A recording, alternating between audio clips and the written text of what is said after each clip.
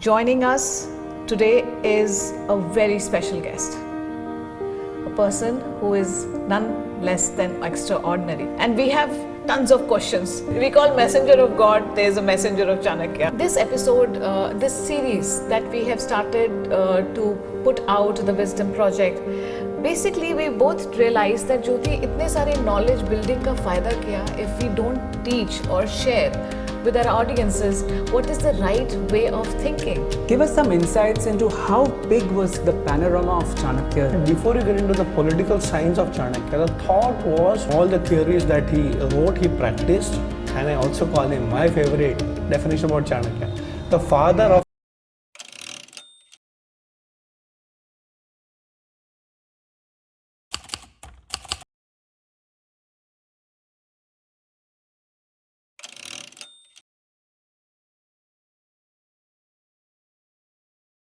असतोमा सद्गमय तमसोमा ज्योतिर्गमय मृत्योन्मान अमृतम गमय Om Shanti Shanti Shanti. From ignorance lead me to truth, from darkness lead me to light, from death lead me to immortality.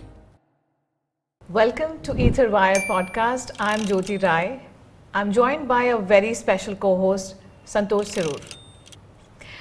Today is a special episode under the Wisdom Project 108 podcast series. Joining us today is a very special guest, a person who is none less than extraordinary.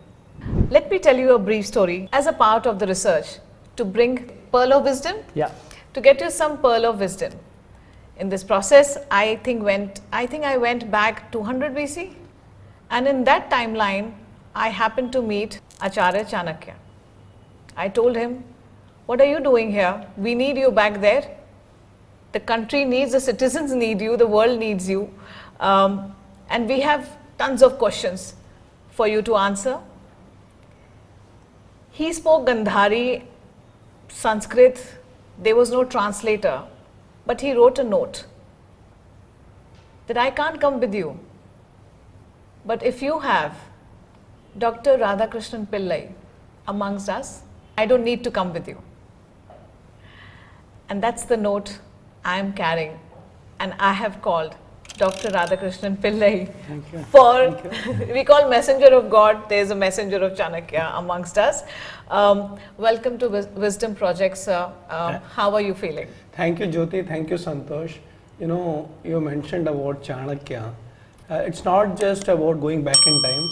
It's reinventing time for our generation. Wonderful. And thank you for making me part of this wonderful series that you're doing. I love the word 108. The number is so close to my heart.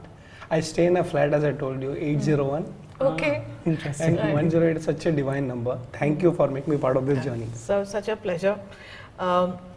In fact, we know about you from decade. I think you are one synonym which is there with Chanakya. This episode, this series that we have started to put out, the Wisdom Project, basically we both realized that Jyoti, इतने सारे knowledge building का फायदा क्या if we don't teach or share with our audiences what is the right way of thinking?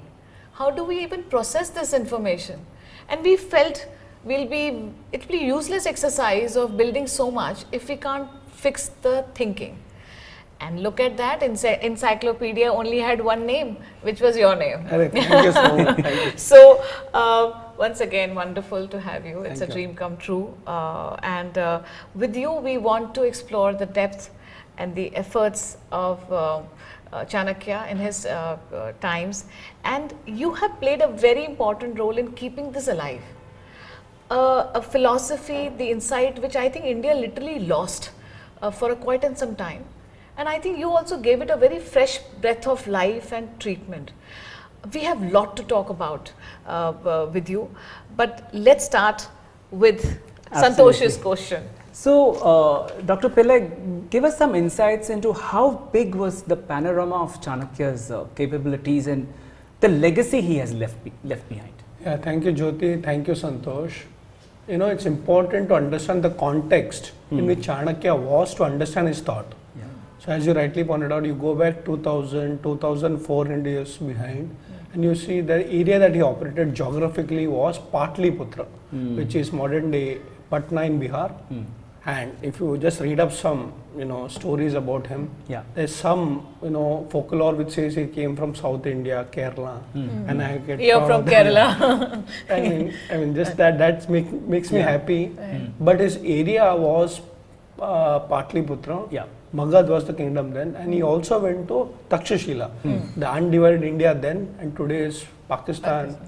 And here he was born in Patliputra, maybe his parents originated or whatever, and then he went to Takshashila. That's where he was a student and a teacher.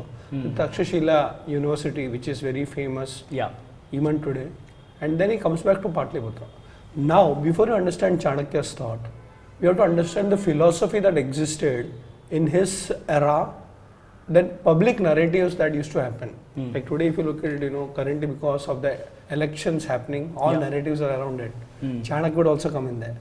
But before you get into the political science of Chanakya, the thought was more about three prominent philosophies of that generation.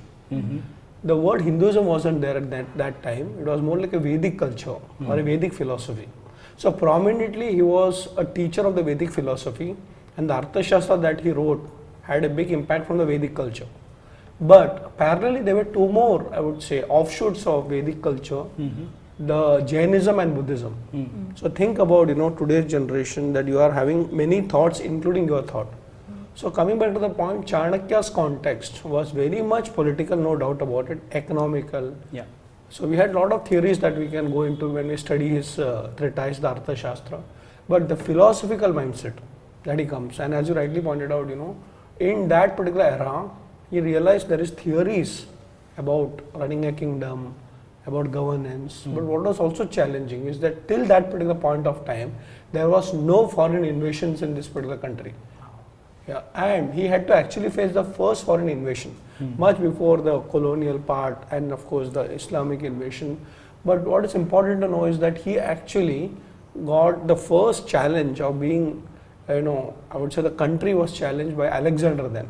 So think about it, he was a scholar, he was a thought leader with all the philosophies around him, yet he had to practically practice what was in the books.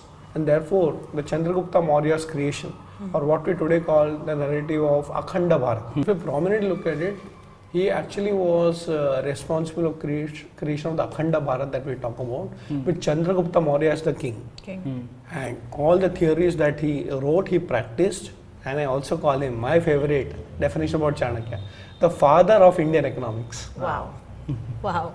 Now, speaking of economics, Arthashastra, the Arthashastra was not Chanakya's original work.